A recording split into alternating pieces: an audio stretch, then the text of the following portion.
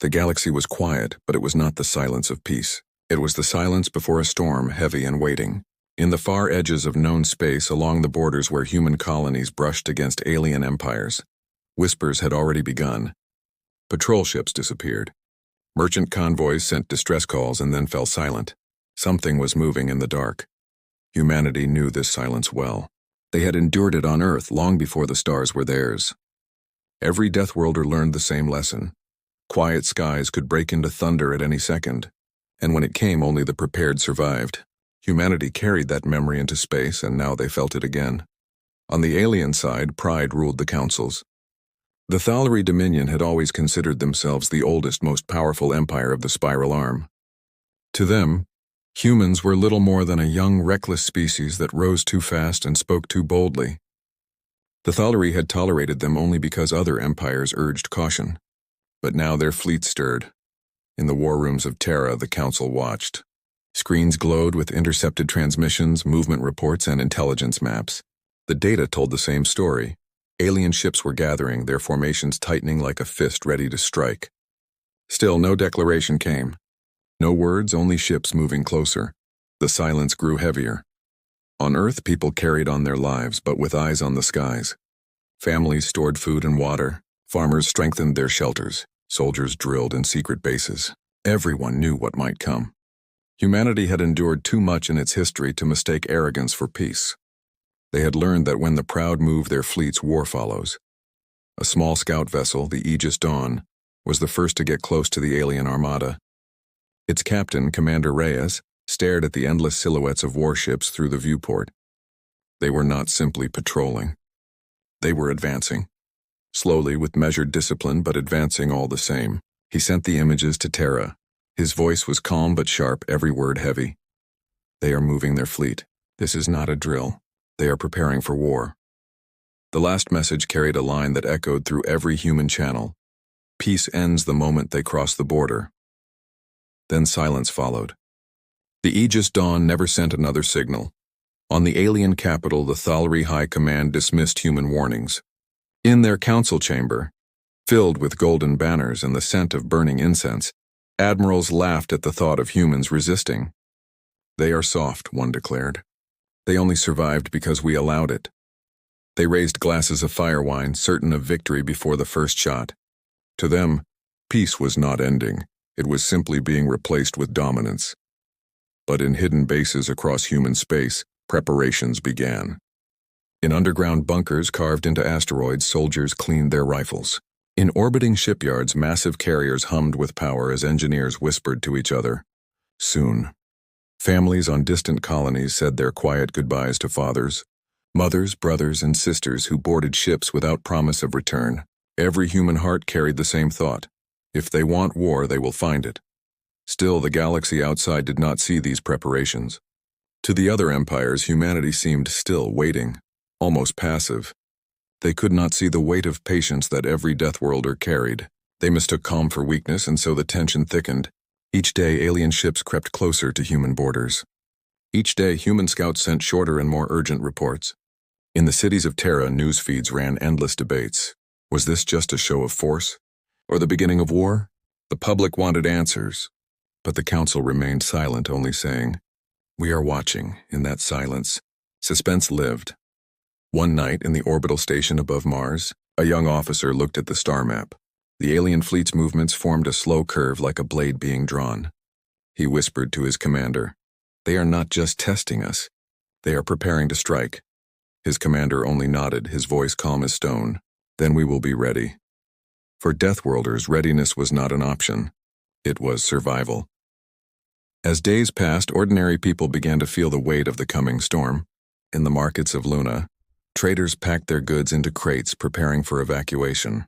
On the ice colonies of Europa, children asked their parents why the soldiers had not come home. In the deserts of Mars, pilots ran their fighters through silent drills, engines roaring against the red dust. The galaxy might have been quiet, but to humanity the silence screamed. The aliens continued to advance, still without a declaration. Their arrogance blinded them. They thought that moving slowly without words would show strength and frighten humanity into submission. They did not know that silence only gave Deathworlders time to prepare. In one of the secret bunkers, deep under the mountains of Earth, General Marcus Hale addressed his officers. His voice carried the weight of history, each word chosen with care. They think we will break when they advance. They believe silence favors them, but they have forgotten who we are. We endured their pride. We endured their arrogance. We will endure until the moment comes, and then we will remind them why humanity should never be provoked. The room was quiet after his words, but it was not fear that filled the silence. It was certainty. Every officer knew the truth. The storm was coming, and humanity would meet it. The last signal from the border arrived 1 hour before midnight. A trembling voice from a damaged scout ship whispered through static, "Their fleet is advancing. They are crossing the line." Then nothing but silence. Across Earth, alarms began to sound. Ships powered up. Soldiers moved to stations. Families clung together under the weight of the unknown. The storm had begun, and the galaxy would never be the same again. The first reports reached Terra's council chambers in the early hours. Alien fleets had crossed the border. They had not fired, not yet, but their intent was clear. Hundreds of warships moved in formation, like shadows swallowing the stars. The Thalri Dominion no longer cared about hiding their advance. Their arrogance was the only banner they carried. The council gathered in silence. Around the great table, holographic maps showed the fleets pushing deeper into human space. At first glance, it was still only a movement, not an attack. But to those who had seen wars before, there was no mistaking the truth. This was a blade drawn from its sheath. Counselor Alara, her voice cold and steady, broke the silence. "If we wait, we give them ground. If we strike first, we risk being called the aggressors. But if we do nothing, we hand them the galaxy." Her words carried across the chamber. No one argued. Everyone knew what she said was true. And so humanity issued one final warning. Across the stars, every channel lit up with the same message: do not cross further. Do not test us. Turn back your fleet or face what follows. The transmission reached the alien command ships, echoing through their polished halls of gold and crystal. Admirals of the Thalri Dominion gathered in their council room, dressed in robes that shimmered like fire. They listened to the human warning and laughed. "To think they believe their words matter," sneered Admiral Karras, his fangs flashing in the dim light. "They survived only because the Dominion allowed them to survive." Another admiral raised a glass of flame wine. "Let them bark. When their fleet stands before ours, their courage will vanish. We will break them as we broke others. Their pride blinded them. They dismissed humanity's words as nothing more than noise." But far away, in hidden stations carved into asteroids and moons, those same words meant everything. Soldiers strapped on armor. Pilots climbed into cockpits.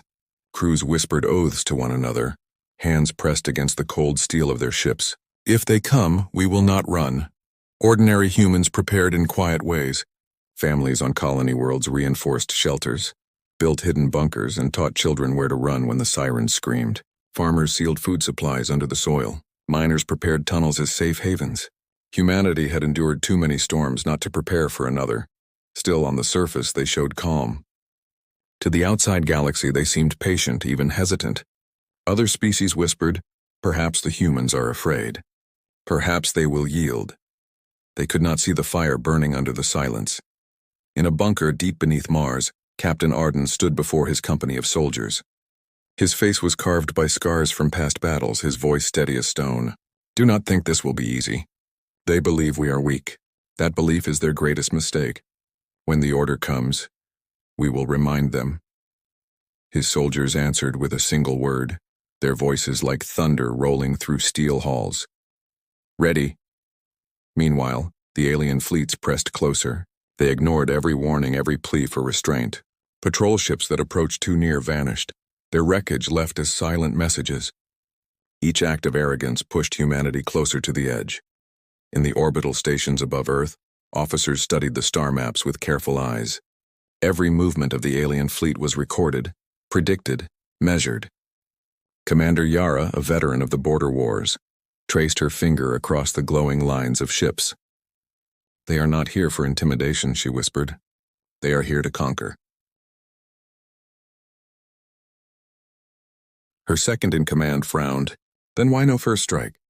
"Because they think we will give up before they need to," she answered. "They think fear will break us. But fear is something they do not understand. Humans carry fear and keep moving. Deathworlders walk with it every day.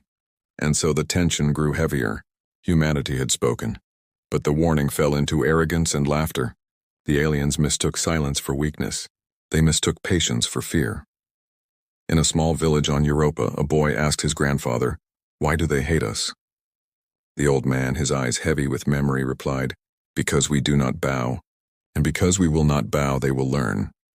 Back on the alien command ship, Admiral Karras gave the order. Their fleet accelerated. The stars shifted as engines flared. The Dominion's warships advanced deeper, ignoring the final warning completely. News spread quickly across human space. Civilians watched as emergency channels lit up red. Soldiers braced at their stations. Officers stood by their consoles waiting for the single word that would end the silence. On Earth, in the grand chamber of the Council, alarms began to flash. Counselor Alara stood once more. Her voice was clear, her words cutting through the air like steel. They were warned. They ignored us. Now the galaxy will see what follows arrogance. Her words became the spark. Across the skies of Terra, engines roared. Carriers lifted from hidden bays. Frigates slid from dark hangars. Fighters streaked across the black of space, their wings glowing with power. Humanity's fleets, long silent, began to awaken. The moment had come, peace was already broken, and soon, the galaxy would understand what it meant to ignore the warnings of Deathworlders. The first strike came without a warning shot.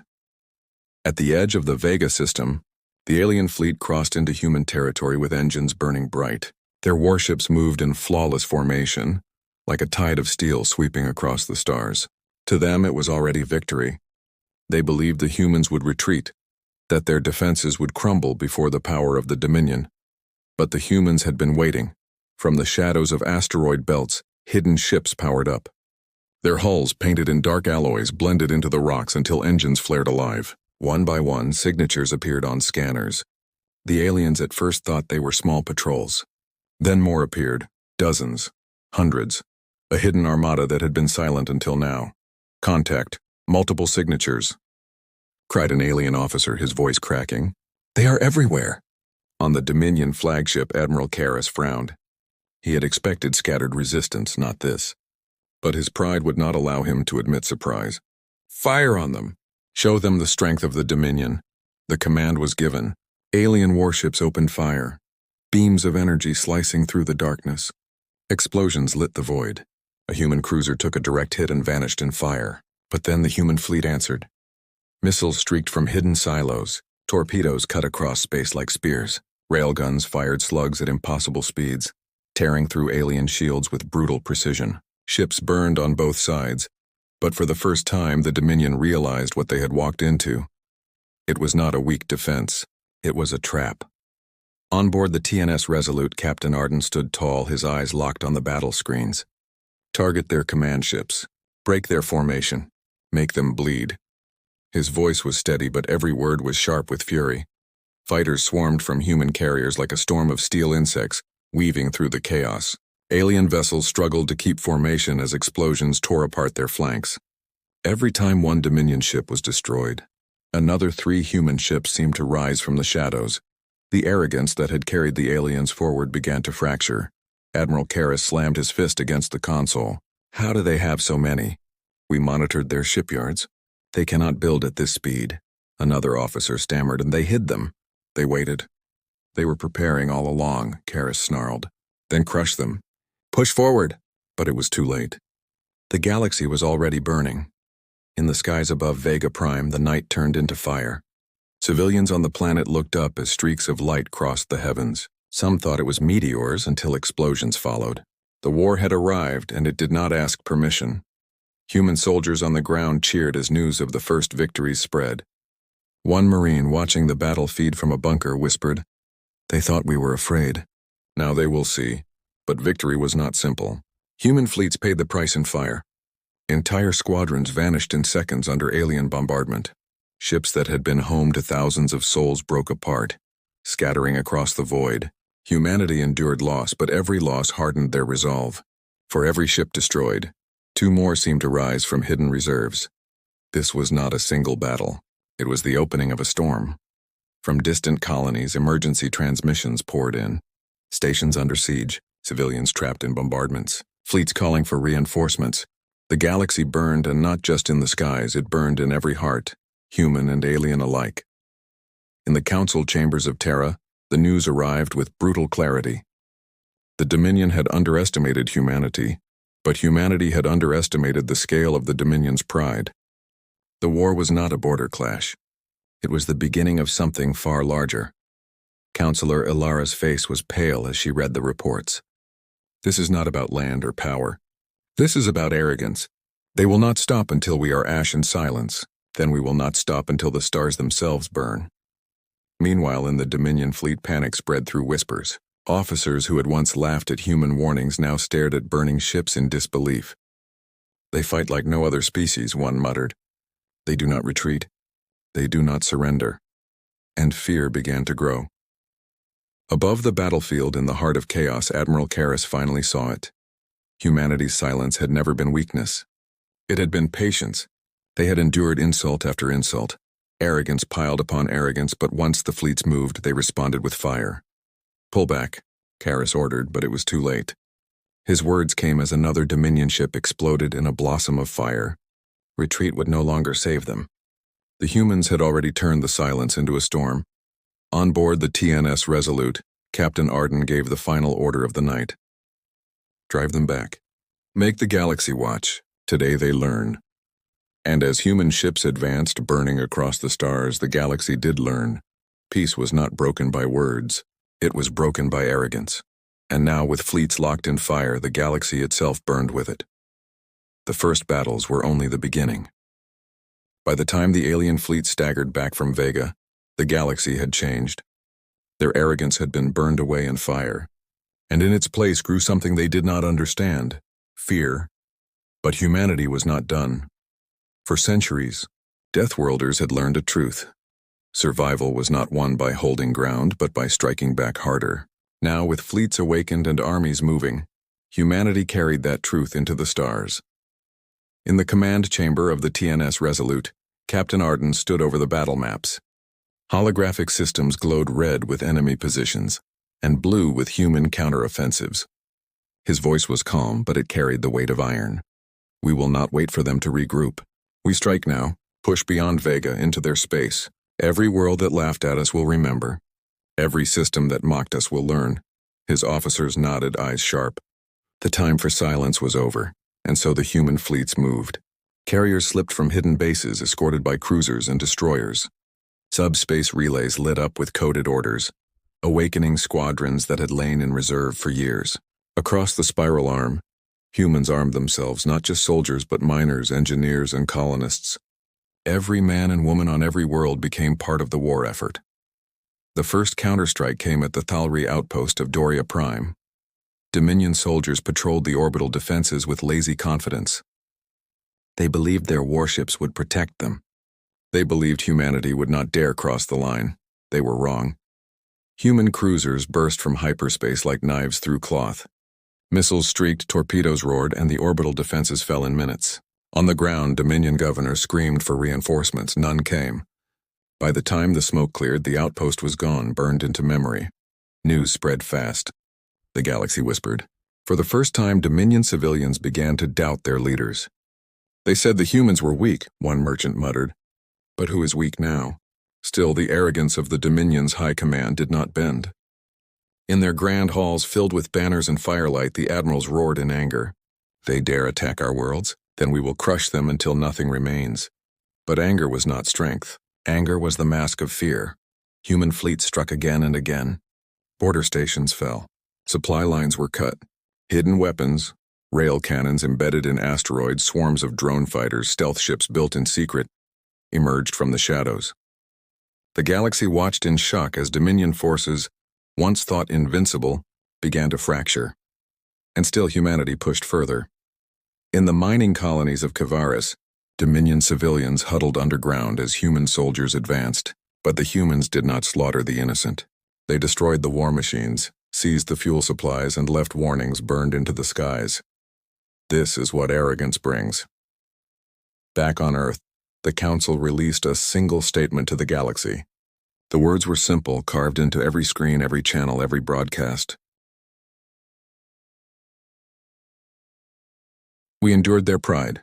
We endured their threats. But now we bring wrath. Let no empire forget. The message spread like wildfire. To allies, it was a promise. To enemies, it was a warning. To the Dominion, it was a nightmare.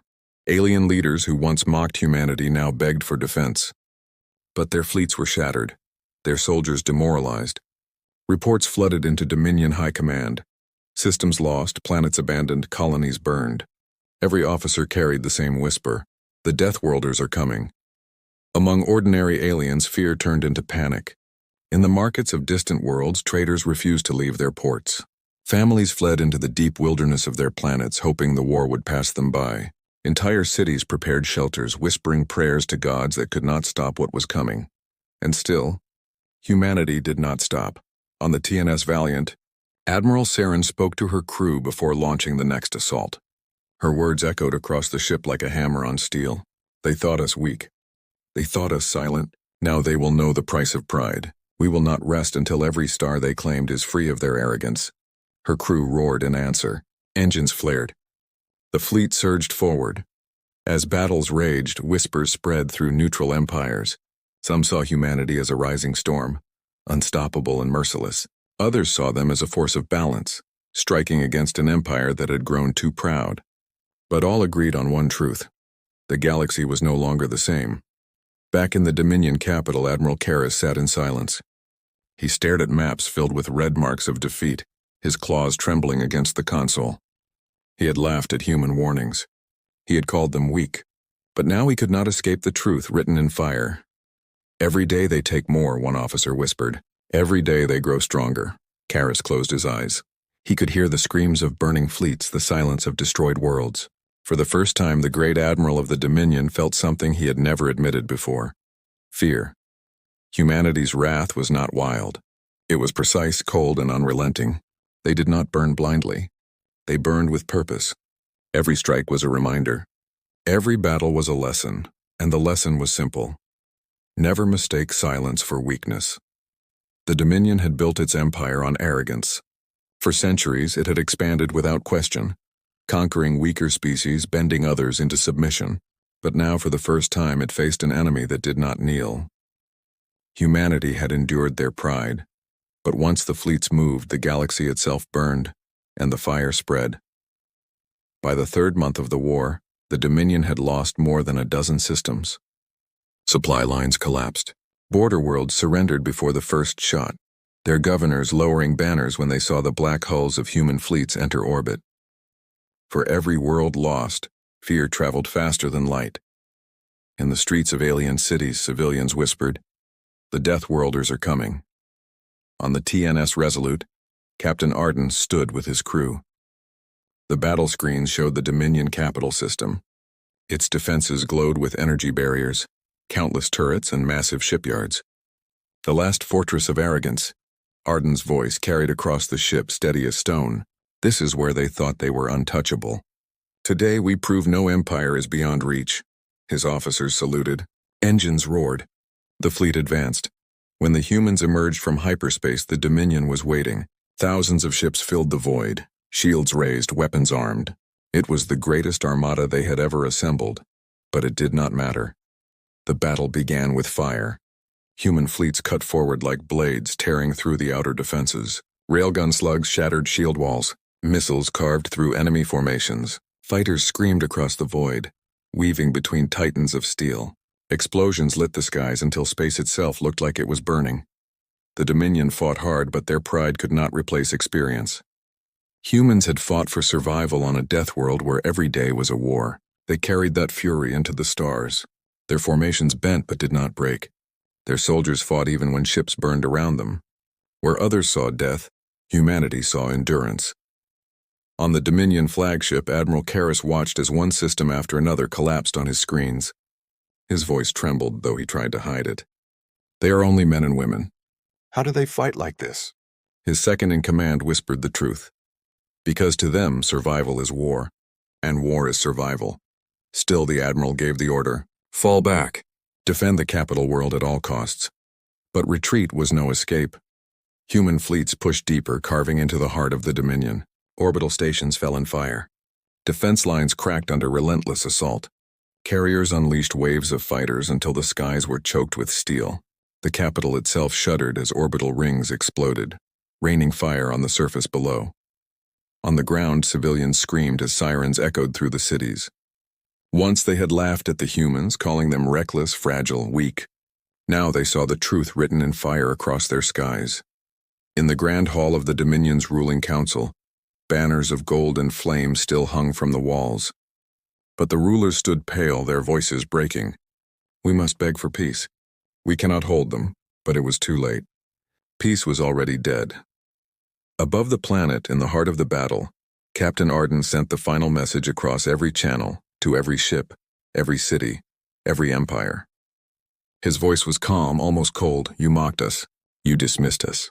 You thought silence was weakness. But now you see, peace ended when your fleet moved. This is the price of arrogance.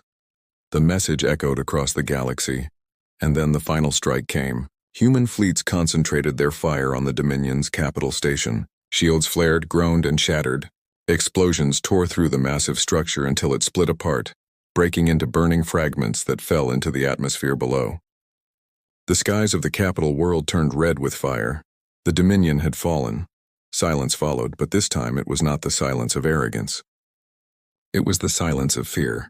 Across the galaxy, empires watched and understood. The Deathworlders had endured.